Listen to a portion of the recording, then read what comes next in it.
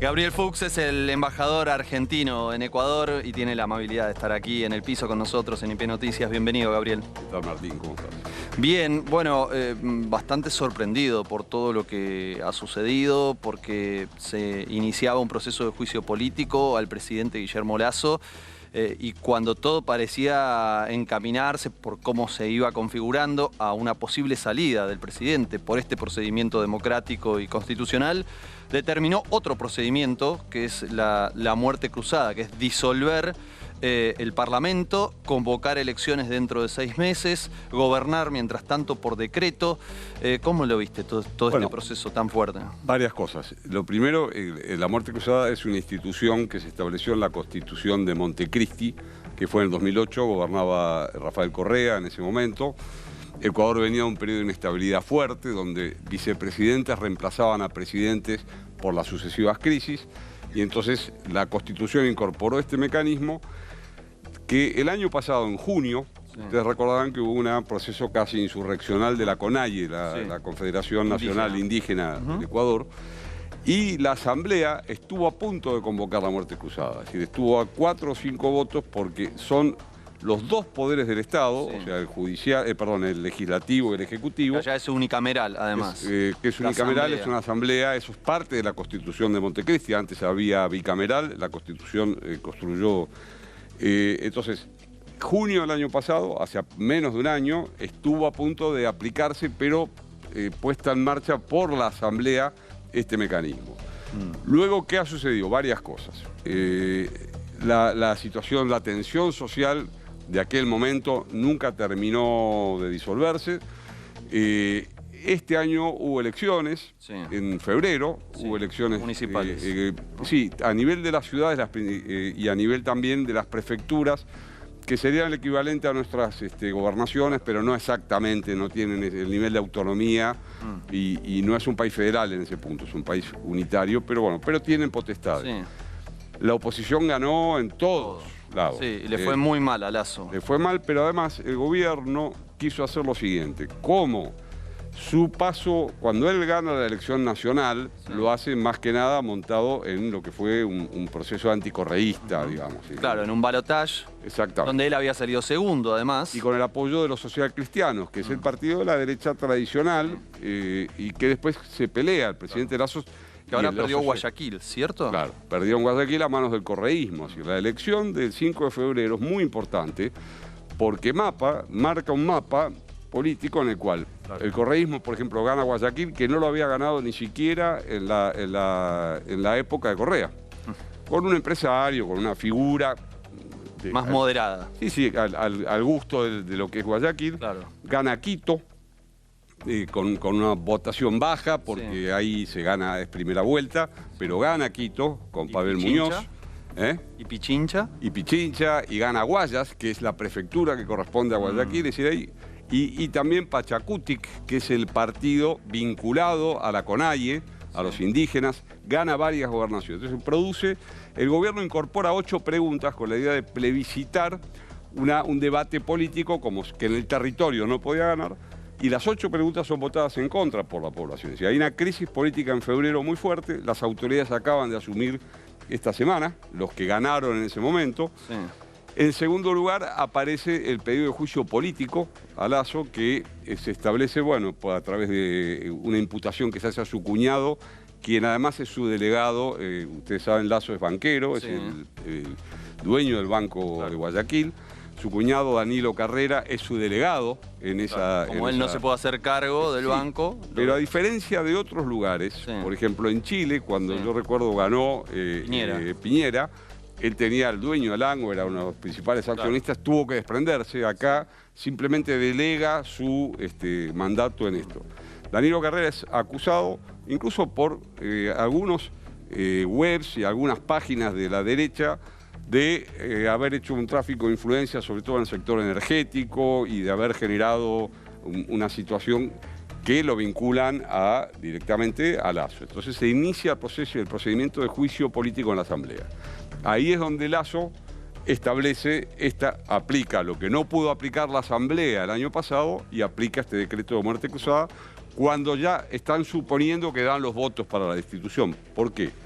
porque la Asamblea reelige al presidente que estaba, y eso da a entender, 2 días antes, da a entender que hay un acuerdo, si se ha reelegido, que es de Pachacutic, el presidente... ¿Que lo vota el correísmo? Lo votan todos. Bien. Entonces, ¿qué es lo que yo entiendo? Que eso da a entender que ya está definido el tema. Entonces, ¿cuál es la preocupación que hoy la oposición expresa? Lasso ha dicho ayer que él no se va a presentar a la reelección, pero que va a ejecutar el programa que la Asamblea le impedía ejecutar rápidamente. Entonces, yo creo que la preocupación... O sea, en 6 meses va a llevar las reformas... 3 meses.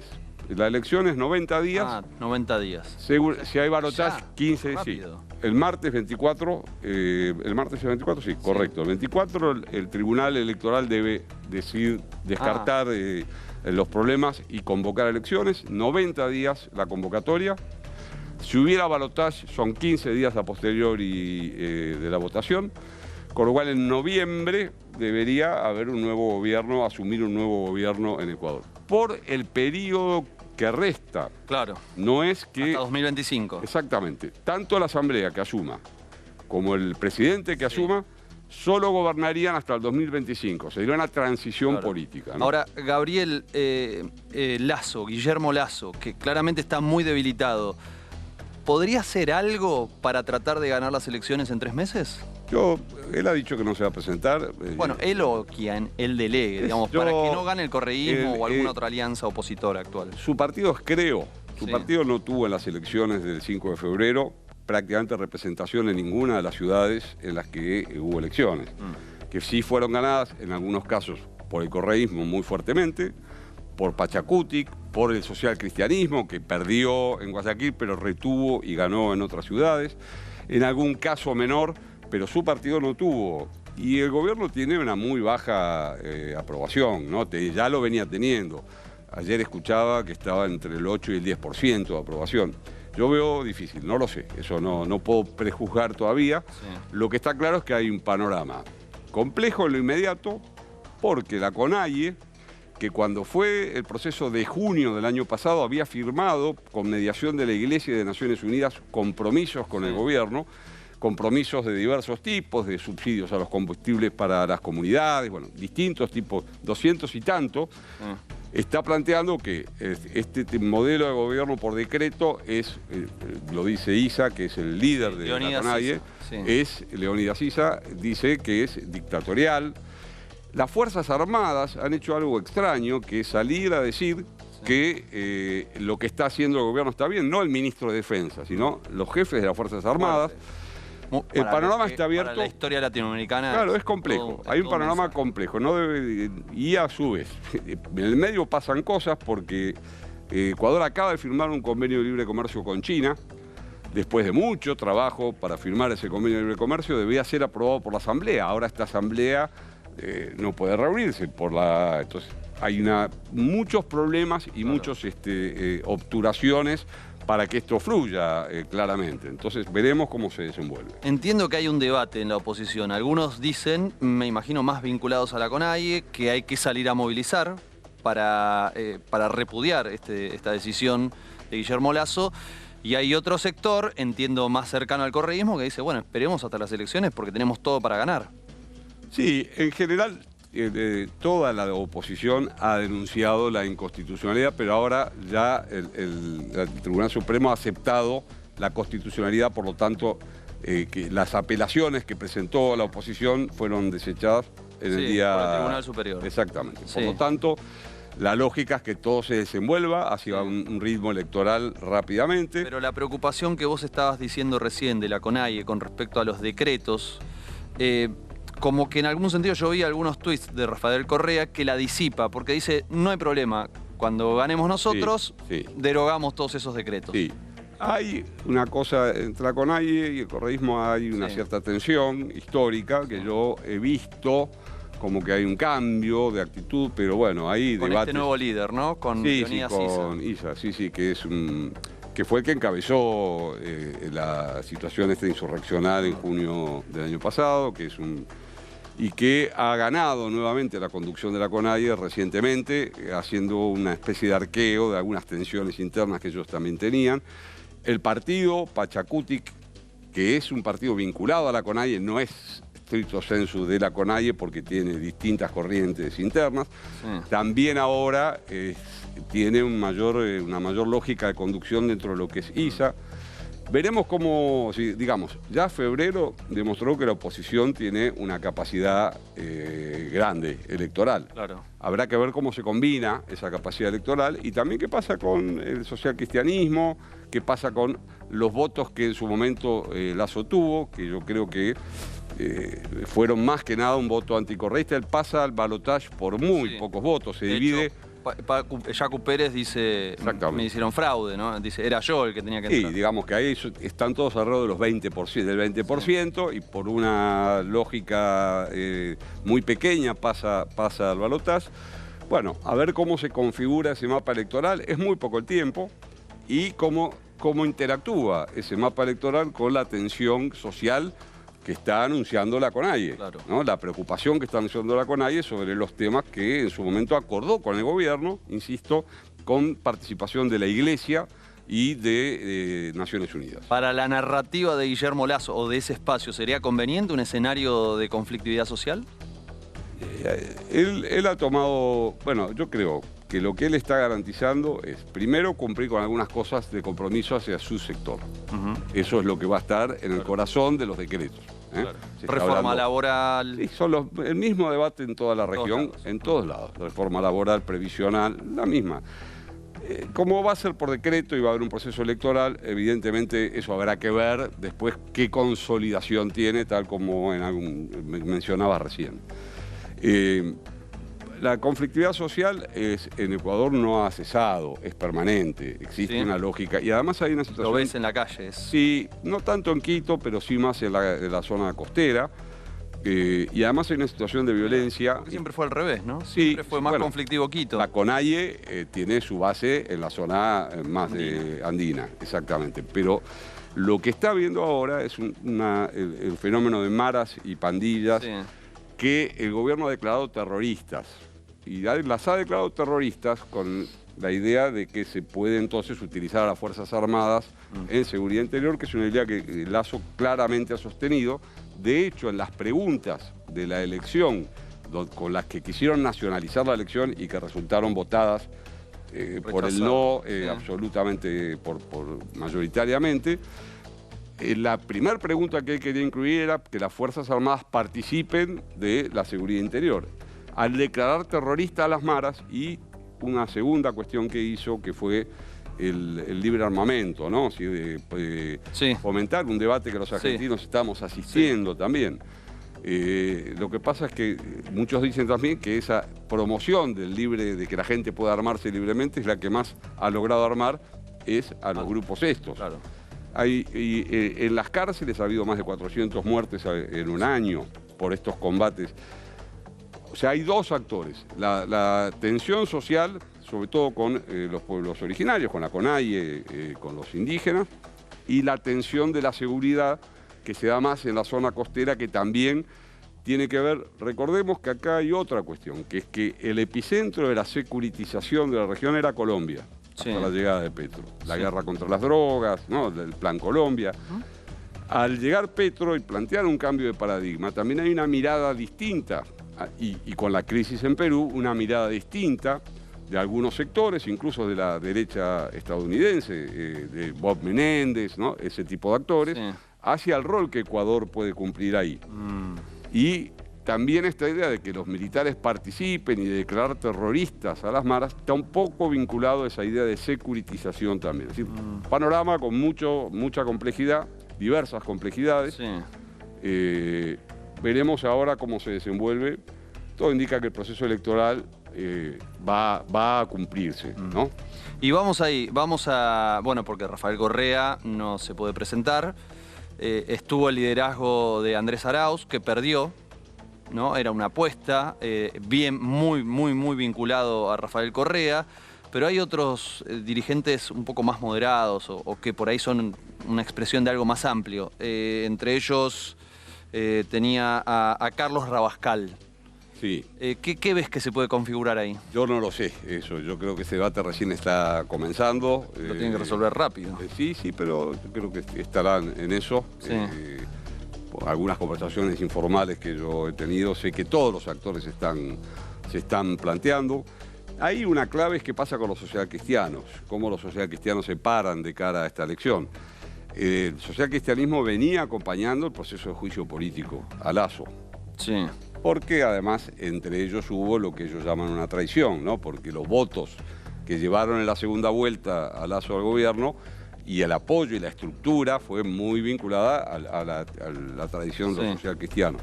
¿Y qué pasó después? No le dio lo que prometió. Claro, evidentemente, bueno, si uno escucha a Jaime Nebot o escucha a los grandes referentes del socialcristianismo, la separación con el gobierno fue desde el principio ya muy fuerte. Y ya en la última etapa incluso estaban acompañando el tema del juicio político. Anteayer salió un comunicado de los socialcristianos replanteando un poco y haciendo críticas a Correa y volviendo a plantearse que el correísmo es su oponente, aunque con unas frases extrañas, porque dice, no tenemos odio, ¿no? Es un oponente, pero nosotros no tenemos nada que ver. Hay una reconfiguración. Ahora, el 24 sale la convocatoria de elecciones y ahí veremos qué pasa, ¿no? Yo creo que es un proceso complejo. Sí. También demuestra, y aquí nos metemos en alguna cosa más fina, que ninguno de los programas económicos que se están aplicando en la región están logrando configurar respuestas claras, en esta etapa al menos. Y que este programa, que es un programa, si se quiere, más liberal o neoliberal, tampoco ha logrado, también por la situación de resistencia interna, es así, pero ahí está. Ecuador firma, hay una ley del senador Bob Menéndez de asociación estratégica con el Ecuador. Esa ley dice, y en sus considerandos habla de China como un problema, no recuerdo la frase, pero menciona la amenaza china. Bueno, mientras tanto, Ecuador está firmando un acuerdo de libre comercio con China. Todos los debates regionales tienen hilos comunes, ¿no? Y lo que estamos viviendo en Argentina también tiene hilos comunes con todas estas cuestiones, ¿no? El rol de los dos grandes jugadores globales, el tema de las reformas, el tema... En ningún lado se está logrando tampoco a consolidar ese modelo, eso es lo que estamos viendo. Ahora, ¿hay actores que se oponen, por ejemplo, a ese tratado de libre comercio con China? El correísmo no lo veo oponiéndose. No, el tratado de libre comercio con China no había una oposición, es un tratado acotado. China estaba muy interesado en que se firmara porque finalmente en la región muchos tienen mucho acuerdo con China, pero en ningún lugar hay un acuerdo formal. Por lo tanto, yo incluso en su momento lo hablé con nuestro embajador en China para preguntar cómo era la visión que tenía, y China estaba dispuesto a firmarlo y no había una oposición a firmarlo. Pero lo que costó mucho fue el detalle de la negociación de ese acuerdo, que se terminó de cerrar hace muy pocos días y debía pasar por la aprobación de la Asamblea, así que eso ahora entró en un impasse, ¿no? Que yo me imagino que habrá generado, porque el equipo negociador ecuatoriano estuvo atrás de este tema, postergando todo incluso la negociación con el Mercosur, postergando sistemáticamente. Nosotros tenemos que revisar, Argentina tiene que revisar y Ecuador también, porque es el único país andino con el cual todavía no se reformuló el primer acuerdo del Mercosur con el ACE, digamos, el Acuerdo de Comercio Exterior.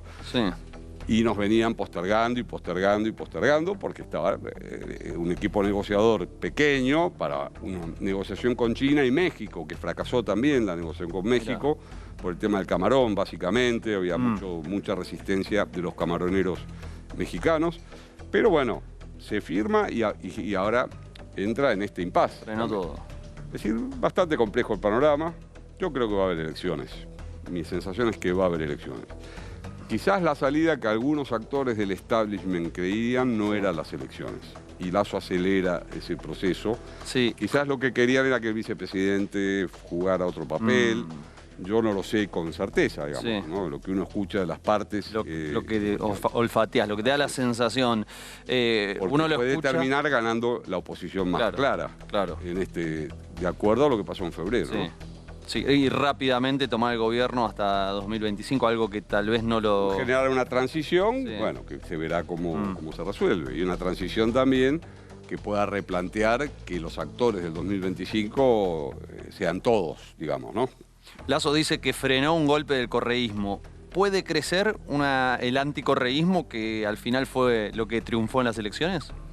No lo sé. Bueno, Ecuador tiene una división muy fuerte alrededor de este tema, ¿no? Que también es una cosa que atraviesa América Latina, como en Brasil, como en la Argentina. Hay una división muy fuerte sobre ese modelo de liderazgo que es Rafael Correa, como acá ha pasado también con el cristinismo, el kirchnerismo, o como ha pasado con Lula en Brasil en su momento. No lo sé. La verdad es que lo que está claro es que la situación no tiene una terminal clara en lo inmediato, ¿no? Es decir, que puede el proceso electoral, por eso creo yo que nadie quería un proceso electoral tan inmediato, ¿eh? Porque finalmente en la época de Correa hubo una cierta A paz Correa social. se lo ve contento. Uno Sí, lee, sí. a ver, lo que uno lee de los tweets, ¿no? Como que pareciera ser. Se lo nota, no sé si contento, confiado. Sí, sí. Y sí, bueno. Como tranquilo, como diciendo, vamos Tampoco caminando a un la triunfo. suma de los votos de la elección de febrero fue un triunfo total. Claro. Ahí hay que ver cómo Vos dirías, hay que configura. ser un poco más... Pachacutic sigue teniendo una votación Sí. fuerte. Habrá Se fue que ver. Yacu Pérez, ¿no? De Claro, Pachacutic, ahora estaría presentándose Otro por partido. otra... Sí, no sé si será que es el ahí. que salió tercero, ¿no? Para aclarar para los que no Claro, siguen la fue política de candidato Ecuador. de Pachacutic, que sacó alrededor Sí. del 20%. Claro, Y que mucho. él reclamaba que había sido, Claro. había habido fraude en su Que contra. tenía que entrar él al balotaje Exacto, con con Arauz, Arauz. o sea, con el correísmo. Exactamente. Y podría haber sido el primer presidente indígena Sí, de de Ecuador. de Ecuador, y además representando directamente al movimiento indígena, que es, como decíamos al principio, Sí. muy poderoso. Sí. Quizás en Ecuador no existen organizaciones sociales como nosotros estamos acostumbrados a verlas acá, ni siquiera sindicatos. Hay muy poco participación sindical. Ujú. Y entonces la CONAIE tiene un rol muy trascendente porque es una estructura sólida, multitudinaria y con capacidad de, bueno, ha volteado Sí, eso te iba a presidentes. decir, claro. Y Pero lo de nunca junio- pudo poner uno. Nunca pudo. Así que bueno, veremos cómo está esto. Tampoco quiero prejuzgar porque no me corresponde, pero evidentemente Está bien. yo creo que hay un sector del establishment que no estuvo de acuerdo con la estrategia Mirá. de Lasso de adelantar tanto Interesante eso. la jugada electoral. Gabriel, gracias. La verdad que un lujo tenerte acá. Gracias a vos.